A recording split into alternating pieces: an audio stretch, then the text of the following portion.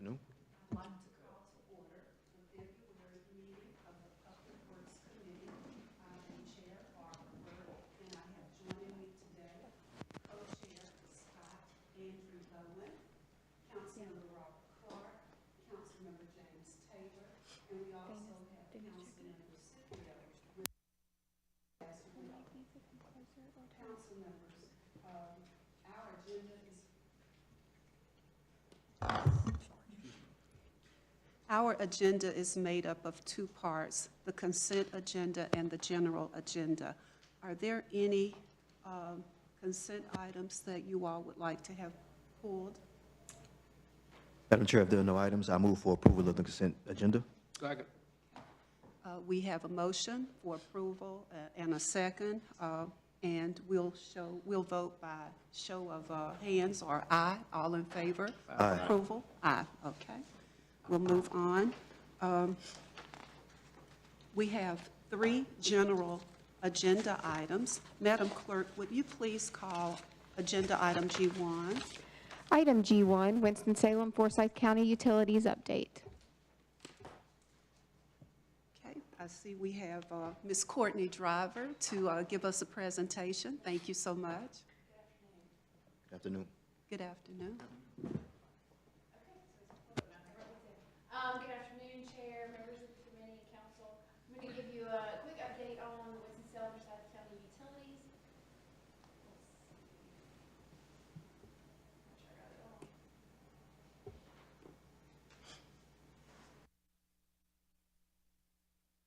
And I'm going to focus on only 4 different topics. Give you a brief regulatory update, talk a little bit about the cyber event that impacts impact to utilities, and then winter weather that we've experienced here recently and how that impacts utilities, and then finally discuss the Haynesville landfill and have a discussion on that. So regulatory update, and I apologize, some of you may have seen this in the past, but I know we have new council members, so I wanted to make sure that they're up to speed on this as well. On April 10th of last year, the EPA announced maximum contaminant levels for 6 PFAS compounds. And you hear that in the news and the media, that's also referred to as forever chemicals. So that's got a lot of media attention. So they set new levels, and the good news is that our source water, and these are drinking water standards, our source water is lower than those levels. Okay. I'm not loud enough, I guess.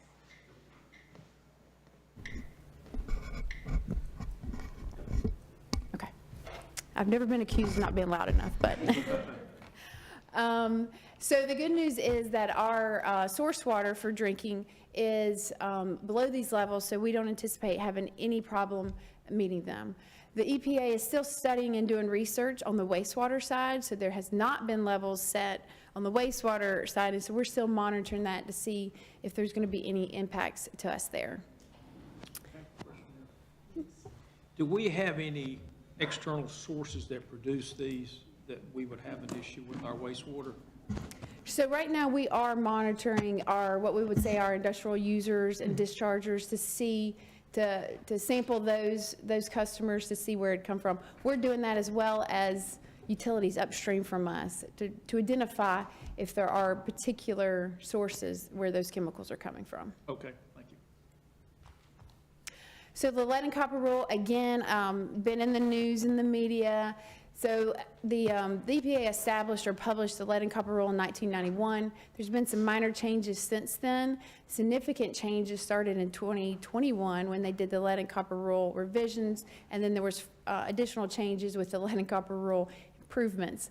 But basically these changes revise the timeline for service line replacement, and there's new sampling requirements.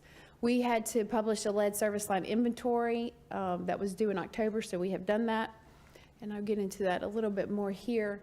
So as I mentioned, we're required to develop a public-facing inventory for all of our service lines in the system.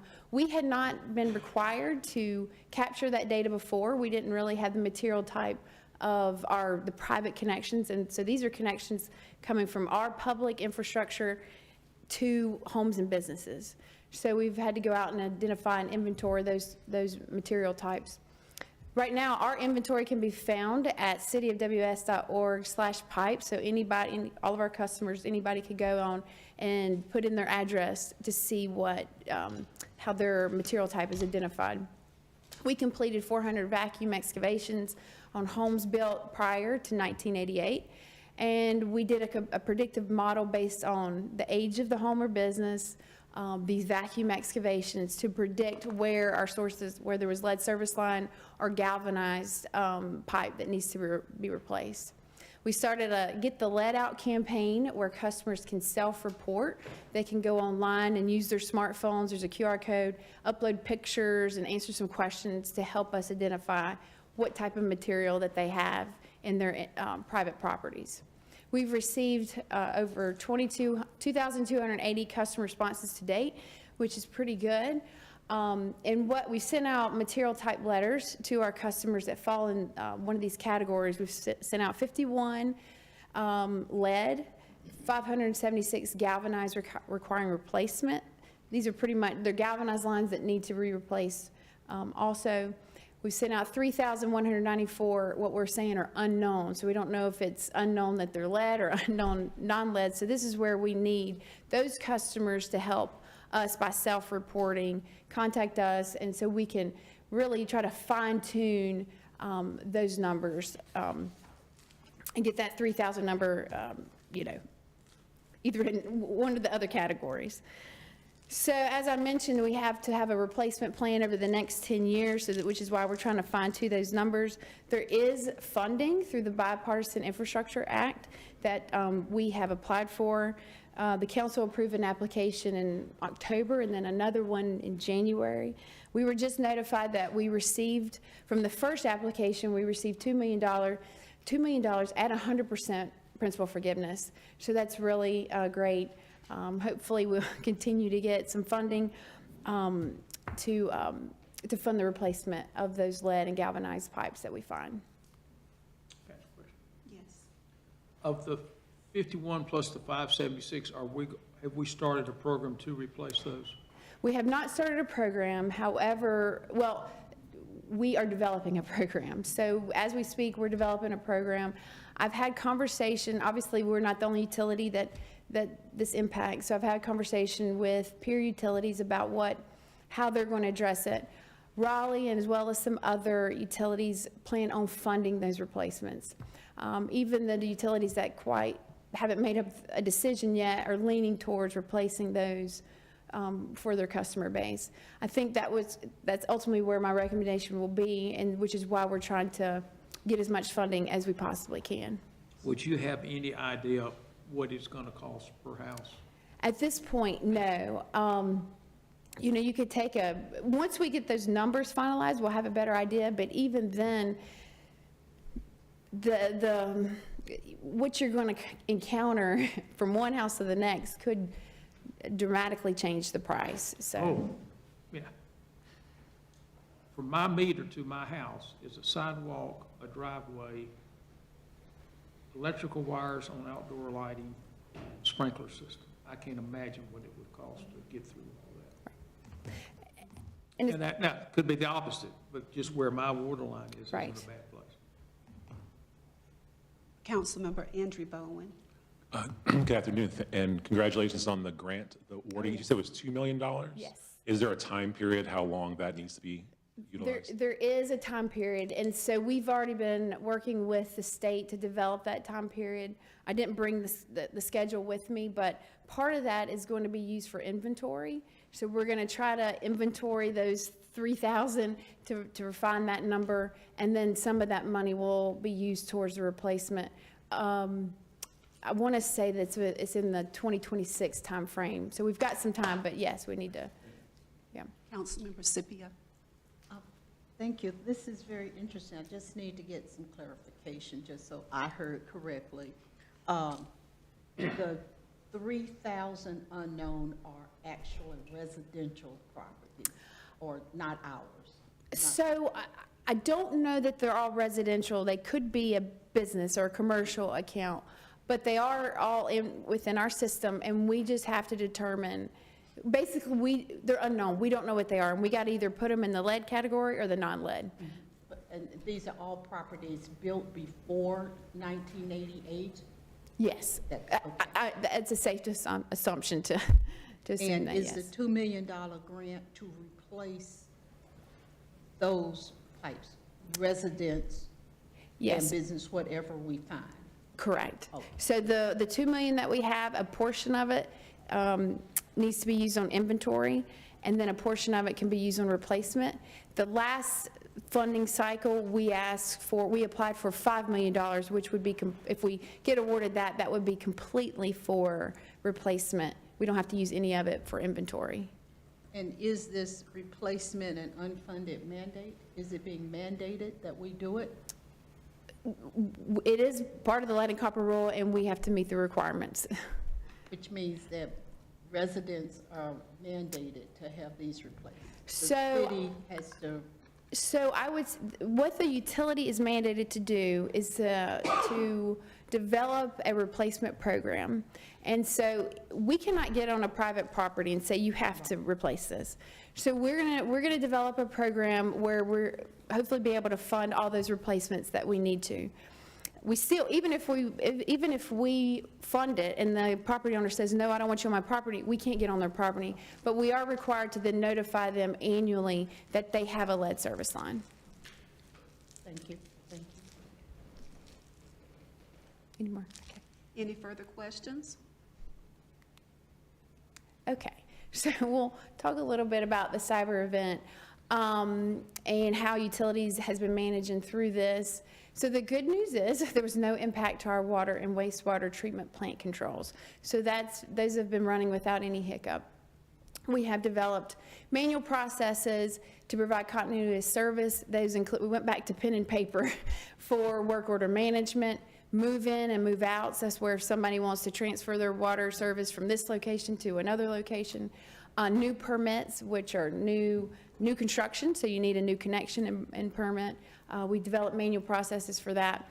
And then we've also, CityLink was down, as you know, so we put in some temporary phones to help receive calls from residents. And that wasn't just in utilities, that was other departments had those temporary phones as well.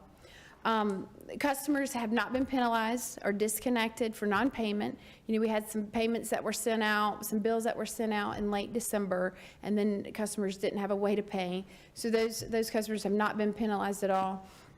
Right now, our focus is to how do we resume billing functions, and then online payments. So I'm happy to report, and I know a news release is going to go out very shortly, that online payments are back up and running as of yesterday, and so people can go on and make those payments. And then we are looking to start billing next week. And so we're just going to try to get those out. And again, our message to our customers is thank you for your patience. I know it's been inconvenient, but we're going to work with you in any way possible. We have suspended any late fees, and we will not resume late fees or anything disconnects until we get caught back up. So. Yes, Councilmember Scipio. Okay, we had a cyber event. Was how we record usage in a house impact? So luckily for us, we have been transitioning to the automated meter reads. And so that's actually on a separate network too, where it was not impacted. So we can go back and get those reads from, you know, we may send out a bill next week, but we're going to capture a read from 2 weeks ago when you were actually supposed to get your read. So the majority of our meters are set up with that remote capability, and so that's a good thing. We still do have some manual reads that will handle a little bit differently. So residents' bills they get, they can be assured that it's very accurate, or mostly accurate, for Correct. the usage that happened during the outage. Correct, yes. Thank you. Councilmember Mr. Taylor. Driver, how will we handle the cases where there are manual reads? We don't need to get too far down in the weeds, but just in case it comes up.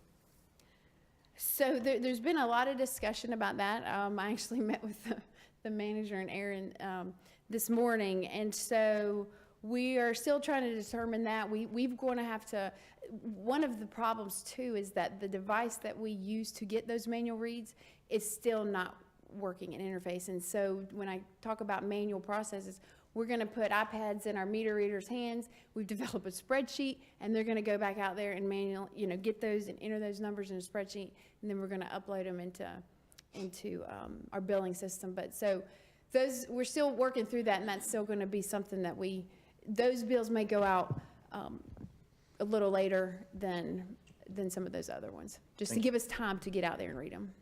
Assistant City Manager, Mr. King. I saw Pat look like he was wanting to say something, so I'll defer to him. But, council members, I think I would say this. Obviously, we know this is a key issue in the community, and I think for us, we're going to make sure that we're abiding by some core principles as we get back to online billing. We're going to communicate with our customers and try to answer all those questions and make sure they've got good information on what we're doing and how we're moving forward and how they can pay and what their bills are based off of. I think, two, we're going to continue not assessing late fees right now because, again, this was an event that was no fault of the customers or the ratepayers. And three, we're going to not turn off folks' services while we're going through this process to make sure we're being accommodating to the customer. So those are the core tenets, I think, that are driving our process. Now, as Courtney said, we've got some challenges in the technicalities of reads and all those things, but at the end of the day, customers are not going to pay more than they used. So I just want to make ssure if you're getting approached in the community, those are the main things that are guiding our process as we move forward to try to get this reconciled. Mr. Pate? Yeah, just to piggyback on what Aaron was saying, the key issue for people is you have a meter that's measuring your water. Those meters are not affected by any of the systems that we've got going on. Those meters are there, they're accurately measuring your water. If they're not accurate, usually they're slow. And so you're getting a little bit more water than you normally would get as they get old. The real issue is the utilities department has a proactive approach of putting in automatic meter reading instruments. That's the AMI. So that actually sends a reading to the system so they don't have to go out in the field. There's a few that has not happened yet too. But all the meters are still there and they're still reading. So everybody's will know exactly how much water anybody's used. It's just a matter of when we get that meter reading. And so the utilities department, Courtney's group, is working very hard of trying to get accurate readings for everybody. They're all accurate. We actually get those readings into the system so that the bills can be produced so that folks get those. Thank you. Valuable information for our customers. Yes. Okay, so next is the winter weather and how all the breaks that we've had, and I can tell you that our crews worked extremely hard in January and are working hard still because it's getting cold again, unfortunately. But we had 80 water main breaks in January. Last January, it must not have been as cold because we had a third of those. I asked just to get an update on that last week. But water main breaks in cold weather are caused by a couple of things. You got frost loading, which increases the pressure on the pipe, which is ultimately caused by the temperature. That causes breaks. We have thermal expansion and contraction. So as it freezes and thaws, the ground shifts, ultimately all as a result of the temperature in the cold weather. And that just causes a break, several breaks in the system. And that's not unique to us. That's just across all, utilities. This is, and I included pictures, this was a break at the intersection of Bellevue and Westover, I believe, but pretty significant. So we've had our hands full for sure, all while we've had to document that manually. So yeah, I think they've done an excellent job. Councilmember Scott Andrew Bowen. Thank you. So I'm beginning my third month on council, and for sometimes I feel like I'm in a silo of my communication to city staff. So it is really good to see that, it's not really good to see, but it's really nice to hear that it's not just Ardmore in the Southwest Ward, because I feel like as you see those pictures, I got so many comments from people, and so thank you for all the hard work that your crews are doing, and I'm glad to see that those roads are looking a lot better. Yes. Councilmember Scipio. Thank you. I have two questions. First, is there a way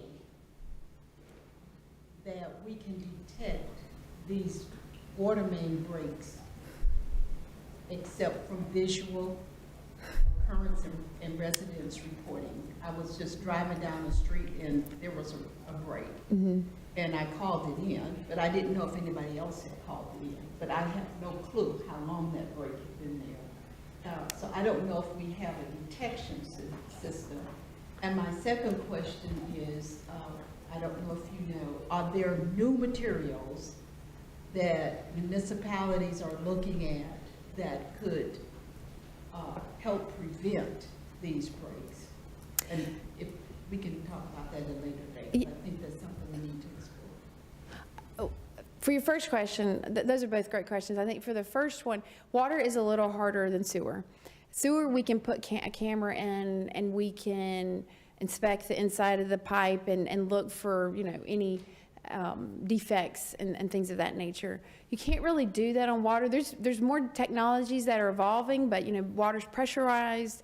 It's just harder to do those inspections. So we do rely on the public to tell us if they see a leak. Obviously, if somebody loses water pressure, that's a good indication of a leak. I'll tell you that we use ductile iron for our water lines. It's tried and true. It stands up great for high pressure, which is what you have in a water situation in water lines. But I think that answered maybe both your questions, but I don't know. How old are most of our pipes? They range. I mean, we've got pipes that were put in yesterday, and we've got pipes that probably date back to the 50s or, you know, even earlier. So, but I know when a lot of times when we do rehab projects for sewer, because again, you can get in and tell the condition of the pipe, we'll go ahead and replace the water line. If we know it's at the same age, we'll get in there and do both at the same time. So. Thank you. Any other questions? Thank you. Okay. And then the last two slides are on Haynes Mill Road landfill. This first slide just talks about some construction activities that we have on site. Currently, we're building what we call a mechanically stabilized earthen berm. And it's currently under contract. The construction time is 12 to 18 months. It increases the overall capacity by 23%, roughly 7 years. Next, we'll be building cells 6 and 7. We've already built cells 1 through 5. Partially, construction of cell 6 will occur in FY26, and then the remaining cells and the final portion of the berm will be constructed by 2030. So when we look at remaining life and try to project the remaining life of the landfill, we look at a 3-year average, we look at population growth rate, and then we also look at in-place density of waste. So we measure that annually. We also are assuming that our construction and demolition waste will go to Haynes after Old Salisbury Road landfill closes in 2030. We look at just trends, and we see that we had increased tonnage in '24. However, we were seeing our 3-year average actually decreased recently, as you can see from the chart on the right. But currently, what we're looking at when we project in Haynes Mill landfill, we project that we'll be out of capacity by 2043, and that's including the construction of the MSC wall and cells 6 and 7. There's some construction sequencing and field sequencing that will necessitate a decision at the landfill sooner than 2043. So if we were to stay at Haynes and maximize the space there, in order to not move trash twice, we'll need to have another space. We'll need to have additional space by 2035. So 2035 is 10 years away, and it takes 10 years or more to permit new landfills. So I guess what I'm telling you that is that we're going to be looking to do stuff very soon. We've started a master planning process. We've had a discussion with the Utility Commission in December, and as you know, the Utility Commission has delegated authority from the City Council and the County Commissioners for the overall operation of the solid waste disposal program. However, the City Council will need to be involved because no matter what we do, it's going to require rezoning.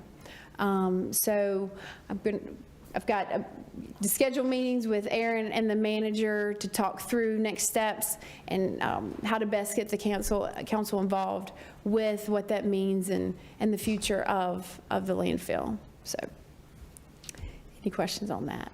Any questions for Ms. Driver? I'm looking at the map. Is cells 6 and 7 the last area? And Yes, then we're full?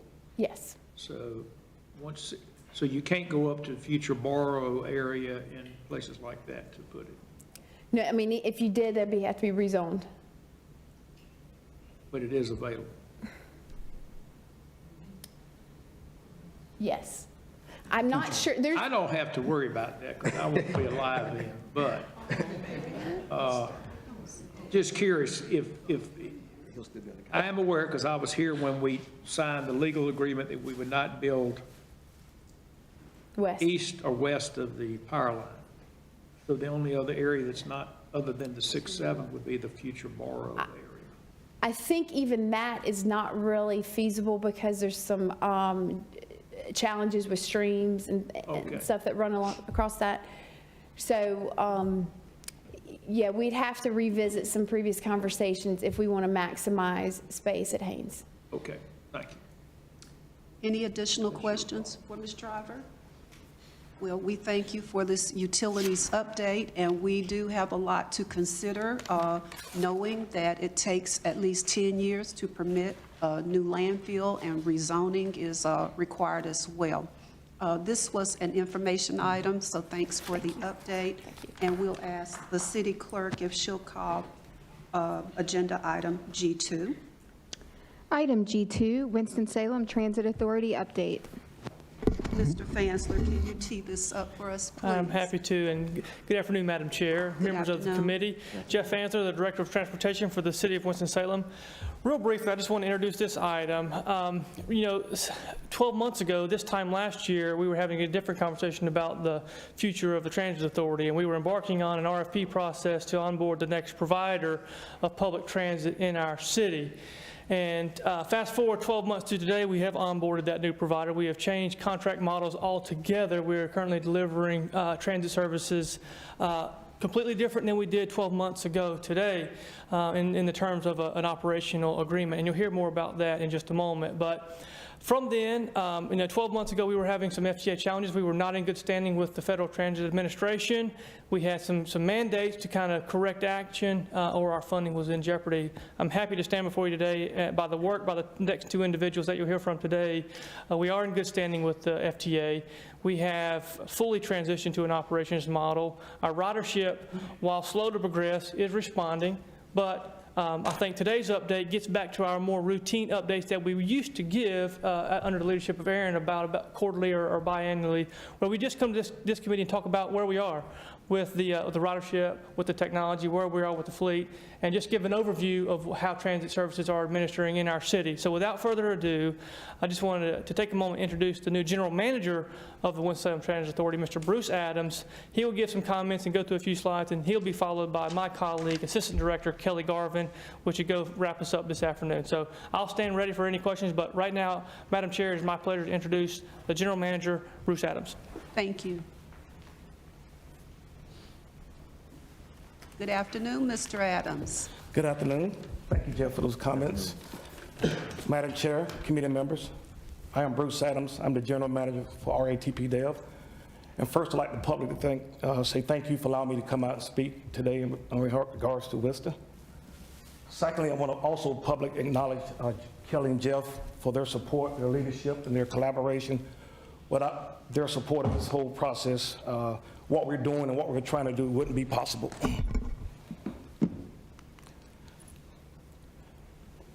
As most of you are aware, we started our transition back in end of May, early June, which gave us about a 60-day process before we assumed the management operation of Vista on 1 August. As part of our transition, there were 4 priorities that we wanted to identify. The first being, we'll make sure we identify all of the hurdles that we may encounter during our transition. Secondly, we wanted to communicate that. That communication was both internal and external. External with Jeff and Kelly. We met daily, weekly, just going through a lot of items. As part of the communication, we also came together on some solutions, how we should best move forward. And then once we implemented those solutions, or what I like to call course of actions, we collaborated those results and communicated those back to Jeff and Kelly, as well as our internal staff. This next slide shows you our local management team. Each of these individuals was part of the transition, and we're currently on site doing things and also what we've already done. Very proud of my team, come from various backgrounds, a lot of experience. Everything we're doing is all about efficient, so we're trying to bring some efficiencies back to Worcester, and at the same time, how can we be more effective? So you hear those things a lot come out of me, the efficiency and the effectiveness of the services which we provide. This next slide is part of our transition. Out of the 210 employees that was currently with the prior contractor, we were successfully able to onboard 194, which is about 92%. I believe industry standards say anything over 90%, you have a good retention rate. So we're proud of what we've done with the 194 that we've successfully retained from the prior contract. As part of our onboarding process, we went through a comprehensive background on each employee. We also did a pre-employment drug and alcohol testing. And then lastly, each employee sat down with our corporate HR to get them signed up for their benefits and their pay system. Once this process was done, each individual sent a letter, official welcome letter, saying it was hired and, of course, their position and their current rate of pay.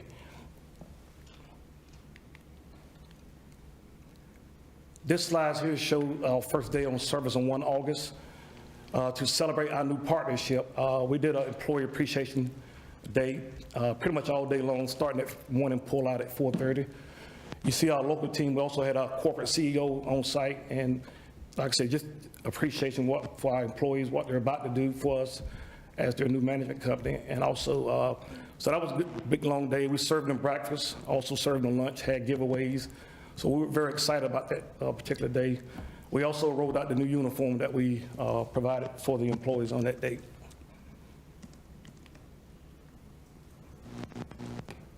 One of the first tasks we were tasked with is when and how soon can you restore evening service. There's about 13 routes that had prior evening service that at the time we took over did not have that service any longer. We started hiring early in August. I think our first 3 class was in August, and then 2 more in September to allow us to be in position to start this night service on November 11th, which we did implement on November 11th. Along with the night service, as I said again, we're looking at efficiency and effectiveness. We rolled out a whole bunch of new technology for our workforce. The first one is the GMV. This is our live bus tracking. Allow passengers to track buses in real time throughout the city, but also on the back end, it gives us as management reports where we can look at the data we're receiving from those buses in terms of on time, any kind of delays or any route optimization we can do. So we take that data and work in collaboration with Kelly and Jeff to make some suggested changes on some of our routes, which we were able to do here recently. We also rolled out a new scheduling software called EchoLane. EchoLane is our transit scheduling software. It replaced an aging software that we're currently using at the time. With this new scheduling software, it allows us to be more efficient with our route optimization in terms of signing runs for the day for our transit service. It also allows us to have a better call customer service function in terms of booking trips. And hopefully, we're looking to add the app where clients can also do some things without having to call in every day to book a trip, and also giving them the capability to track their trips also. The next software we introduced is Zonar. Zonar is our vehicle maintenance tracking software.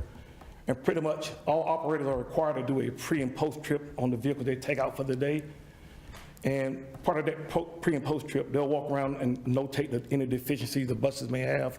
And that information is sent directly to our maintenance department through the Zonar system. And then it gets uploaded into our RTA, which is our maintenance software, where we schedule the repair work from. So we're able to better track maintenance repairs at the time when there's anything that's a safety item, we immediately shut it down. If it's something minor, we'll try to fix on the spot. Otherwise, we'll catch it when it comes back in for the night. And then our last enhancement is what we call our drive cam. Drive cams are what we call for our accident prevention. It's a camera system that we install in all of our revenue vehicles. And what this system does, it looks at driver behavior in terms of if they're speeding, running red lights, on the cell phone. Those behavior gets, the video gets captured and sent to our safety department. And then once our safety department receives that information, we'll bring the operator into counseling. Each operator is assigned what we call a score, a value score. The higher the score, there's a lot of behaviors going on there. So our goal is to get everybody down to 0. We made a lot of significant progress with that drive cam program. So we're very happy about it. And like I said, we're still doing some things to get those scores even further down with some of our operators. So.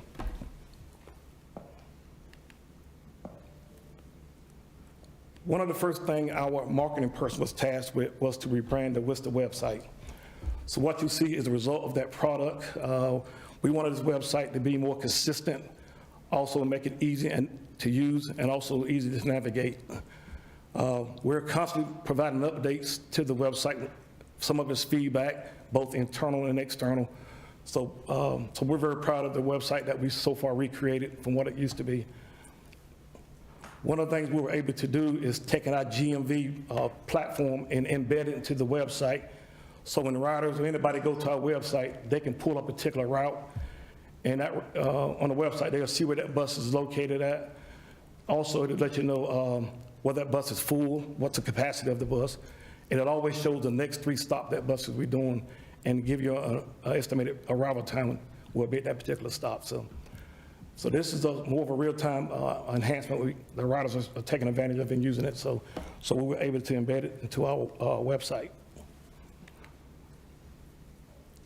The next 4 slides, I just want to talk about some ridership. As Jeff mentioned, our ridership has increased, but not at the rate that we anticipate. So we're going to be launching a marketing outreach campaign to not only educate our riders, but also some of our stakeholders about the services that Worcester has to offer, with the overall goal to increase our ridership. This first slide shows a comparison for calendar year 23 and 24.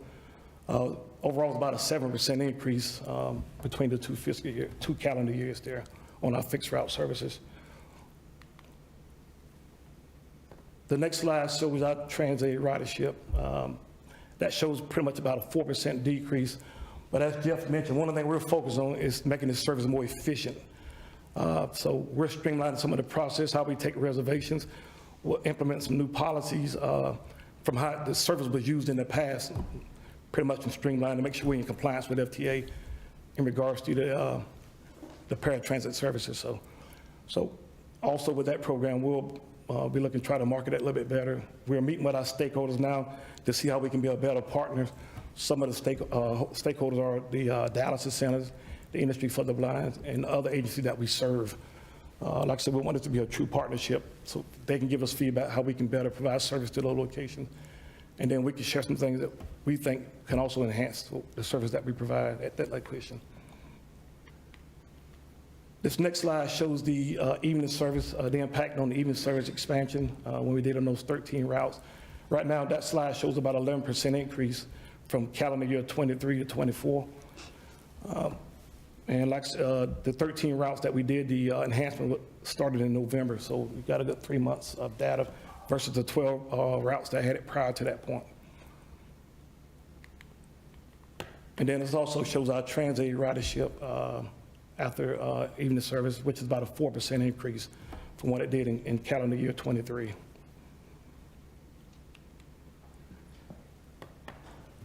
Lastly, these are some of the ongoing things we're working on. As I mentioned, RATPDL wants to be a community partner, so we're reaching out to some of these social agencies, community establishment, to see how we can be able to partner with them. Some of them that we already reached out was the Project Homeless Connect, the monthly resource fair that was already in place when we came on, so we're sustaining that. And also we're doing the refugee chain assistant classes, as well as reaching out to other high schools and elementary part of our travel training program, educate them how to use our services. One of the things we're also proud about as part of the assessment with our employee, once we conducted that assessment, we feel a lot of employees was in a position that wasn't properly trained. So we kicked off a very aggressive training program to bring our employees up to speed in the role and function that they do for us on a daily basis. So So that is ongoing. We had corporate support come in last week to do customer service training for all of our frontline supervisors. We're also going to roll that out to our operator because they are our frontline supervisor. They see more of our customer than what we see back at the administrative offices. So these are some of the things, and like I said, we want to be a good community partner. So if there's other agencies we can reach out to, we'll be glad to partner with them also. Thank you, Mr. Adams. Sorry, Kelly. Okay. Good afternoon, Ms. Garvin. Good afternoon, Public Works Committee. I'll continue what Bruce has been talking about, and I'll lead us into some the transit updates specifically regarding our bus procurement, our WISTA technology, and some of the WISTA route service improvement that we've previously discussed at this committee, and sort of an update of where we are since we last met. So as you guys may know, we have a fleet of about 85 vehicles, paratransit and fixed together. Most of our fleet is beyond the age of good repair, although our staff does the best that it can to keep it up. So as a result of that, as staff, we are working aggressively on pursuing some grant opportunities to replace our fleet. We were awarded last year the Low-No grant, which we are again pursuing this year. That process is slow going as it is going through FTA, and we kind of just have to wait until they give us the okay to actually spend those dollars. But we are actively pursuing another grant for 5 more buses. And then we have funding that came from the MPO that will also give us about 7 to 8 new buses as well. So the anticipation is we will continue to aggressively seek funding so that we can bring our fleet up to standard. We also utilize FTA 310 funds to fund the replacement of our transit vehicles. We're looking to adopt a new model of transit vehicles, which are a little bit less expensive and probably will enhance our ability to use it. They are smaller vehicles that do not require a CDL driver, but they are ADA compliant. And so based on our ridership trend, we're pursuing the opportunity to be able to purchase those kinds of vehicles. In addition, this is some of the tech that we've talked about before, the AVL that's currently on our buses, allowing us to track. So what you saw on the website that Bruce showed is because of that AVL that's on the buses that we can track. In addition to that, the text call app is already, the text call is already available.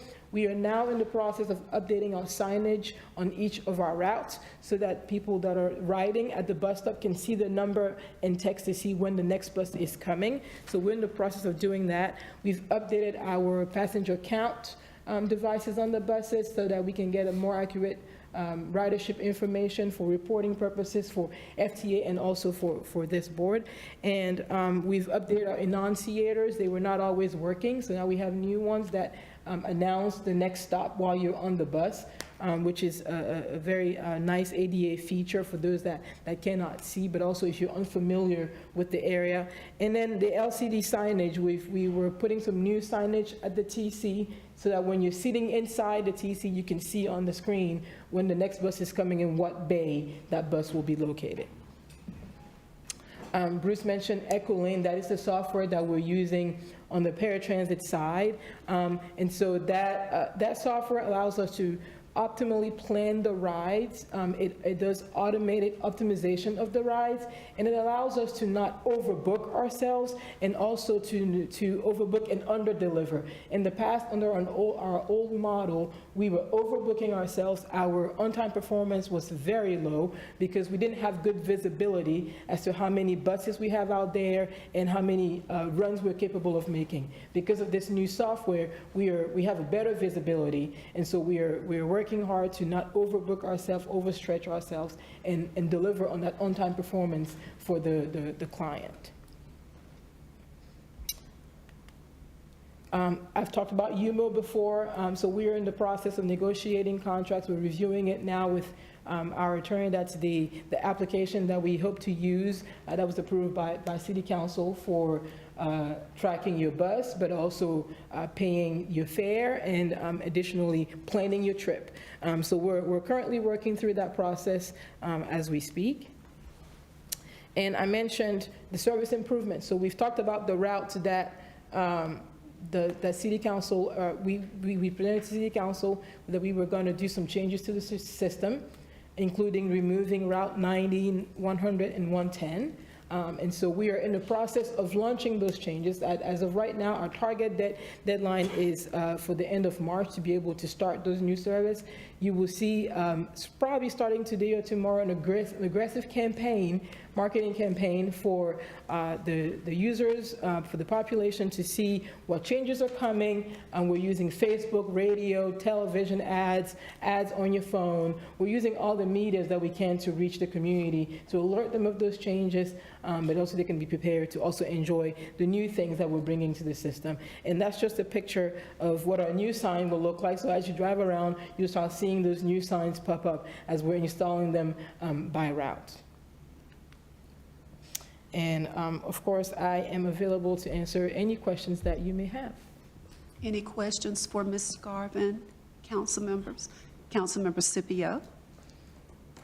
Thank you. Just a little question for clarification. Worcester employees are not City of Winston-Salem employees anymore. Worcester never had any employees. Worcester engages the services of a contractor, always has, and those employees have always been those of the contractor. Of the contract. Yes, ma'am. They are not city employees. No, ma'am. Okay, that was what I wanted to make sure of that. What are some of the challenges on the TransAid service that we saw some declines?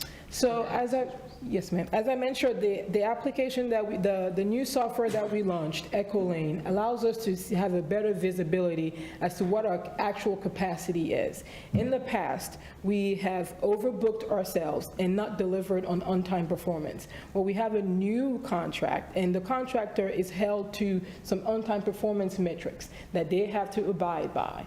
And so, as should we, as we make a commitment to somebody, we will pick you up and drop you off at this time, we should hold by that commitment that we made. And so we were not delivering on that because we didn't have good visibility. So what you see, the reduction there is us trying to book trips that we can actually handle such that we can deliver on the on-time performance that we have committed to the user of TransAid. This also allows us to see where we need to ramp up staff. Maybe we need to buy additional vehicles. Maybe we need additional staff. But this gives us a good picture of what we can do to deliver, and so that we also do not fall outside of FTA compliance. So TransAid has been one of those valued services, primarily for the elderly and people with disabilities. Is it safe to continue to assume that that's who's using that service? Yes, ma'am. And in the past, people made appointments to be picked up and to be delivered at wherever they're going, like to their appointments. So is that still the process, or are there changes that are coming that those traditional users need to be aware of? That is still the process. What we are communicating to our customers is to do as much as possible, book as early as possible, because those days, those trips book up fast. And so as early as we can book them, then it's easier for the system to kind of fill in the slots, put in the staff that's necessary to be able to perform those rides. So we ask, and we've done an extensive campaign on that. When you first launched EchoLane, if I could show you, our call time was a lot longer because we spent time with everybody that called to explain to them what the change is, why it's different, and how to work around the new system to make sure that you still get the service that you desire. So when you say call as early as possible, are you saying call a week ahead, an hour ahead, 2 days ahead? I think that might be part of the challenge, is that people aren't sure what as early as possible might be? 7 days ahead is as early as we can take an appointment. Okay. 7? And most people Yes. know their appointments, so Yes. that's real good. Yes. Another thing we've done too is we work with dialysis centers, we're working with Industry for the Blind. We have these meetings with our partners quite often so that we can, as much as possible, group trips if we can. Yes. And my final question about TransAid, does it go to the Kernersville VA Hospital or not? The VA Center in Kernersville or not? We have a destination in Kernersville. I don't recall that destination. But We can to answer your question, if somebody need to go there, we would take them there. You would? We're already serving points in Kernersville. Okay, that's good to know. I know some veterans who need to get that right. They weren't sure that the TransAid would take them. It's good to know. Thank you. Thank you. Councilmember Andrew Bowen. Hi, good afternoon. Thank you for being here. Two things. One, I'm very happy to hear as in my day job, I have been to the downtown bus station for the monthly resource fair, passing out resources to the community there. So I'm very happy to hear that it will continue. My question is around the UMO app. When did you say that should be live? So the UMO, we are working through contracts. So Okay. right now, it's just kind of, our lawyers are reviewing their contracts, they're reviewing our contracts as fast as we can. My ideal target would be sometime in March, but I'm subject to sort of how we can agree on terms that are both satisfactory to both parties. Wonderful, thank you. Any additional questions? Okay. Thank you, Ms. Garvin, for the SWISTA update. And it does appear that we're moving toward efficiency. Yes, ma'am. Thank you. City Clerk, would you please call agenda item G3? Item G3, ordinance amending section 42-124, establishment of a school zone for Winston-Salem Christian School on Patterson Avenue between Burnham Drive and Parameter Point Boulevard. Thank you. Mr. Fansler. Thank you, Madam Chair, members of the committee. Jeff Fansler again. This item, as you all are aware, is regarding an ordinance for a school zone. And so, as you know, Section 42-124 of the Winston-Salem Code of Ordinances does govern our school zone designations in the city of Winston-Salem, and amending that requires action by City Council. So before you today is an item to consider a school zone for Winston-Salem Christian School on the Patterson Street frontage. That, as the clerk just noted, those limits would be from Perimeter Point to Burnham Drive. And what this establishes today would be a recognized 25-mile-an-hour school zone established by ordinance during school operating times. And if you notice in your packet and agenda materials, those school times are clearly listed. And those are the notations that go on the school zone signage that get deployed, so that way enforcement officers know exactly what the time parameters that we're referring to that are ultimately would be considered and adopted by ordinance. So our practice in Winston-Salem DOT is to take these requests, we perform an analysis, and that yields the memo and the findings that we found. And this school does satisfy those requirements in terms of student population, faculty, trips, the adjacent street network, et cetera. And ultimately, today, before you is the consideration of this ordinance amendment that would establish a school zone for Winston-Salem Christian on Patterson. Now, let me say this because a couple months ago, we brought an item before you about a Frampton Street closure.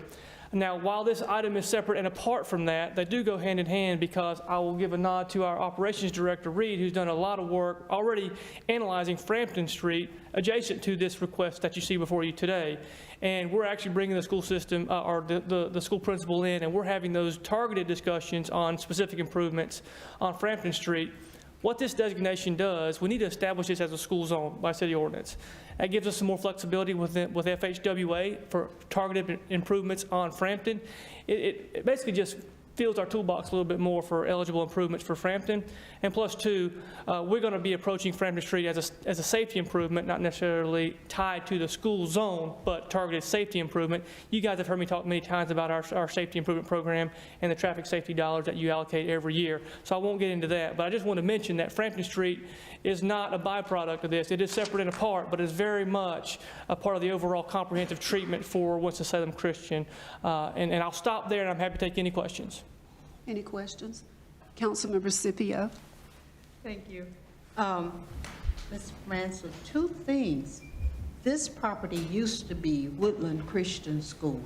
Did it not have a school zone at that point in time? I know it's been vacated for many years. Yeah, so it did not, and so there's some criteria that I mentioned. It probably just didn't meet that threshold of number of students or traffic demand, those type of things. So, or it was frankly never requested and never analyzed. And all that was really before my time, so to speak.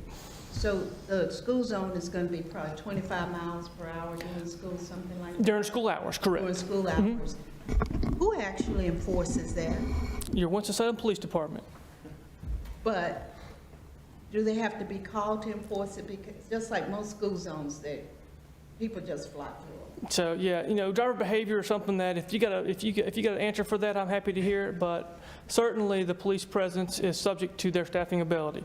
And outside of that, our job is the regulatory requirement. Regulatory requirement would be to post that 25 miles an hour, and the enforcement. We certainly educate our police force, and it's up to their staffing ability from there. At some point, I think down at Carver High School and on Old Greensboro Road at Peachtree, as students are coming in and out there, they have, I guess, people they hire to control the traffic. Right. But they don't have enforcement authority.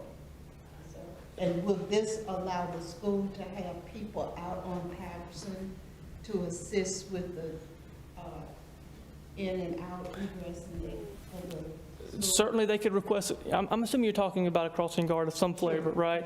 And they can request that. And actually, Winston-Salem Police Department and Winston-Salem DOT both review those requests.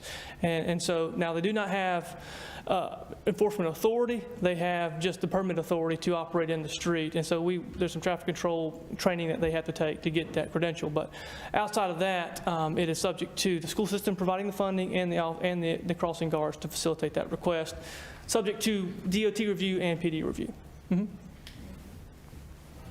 Any additional questions?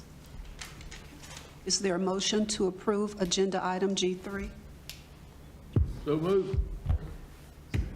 Okay, we have a motion and a second, and council members, please vote by saying aye. Aye. Okay. It passes. City Manager Pate. But no, I was just reminding you to have them raise their hands or say aye. He's voting for it. They vote on it. I wasn't asking to vote, I was just making sure, no. Thought you wanted to talk. Okay, that completes our agenda for today. If there's nothing else, this meeting is adjourned. Okay.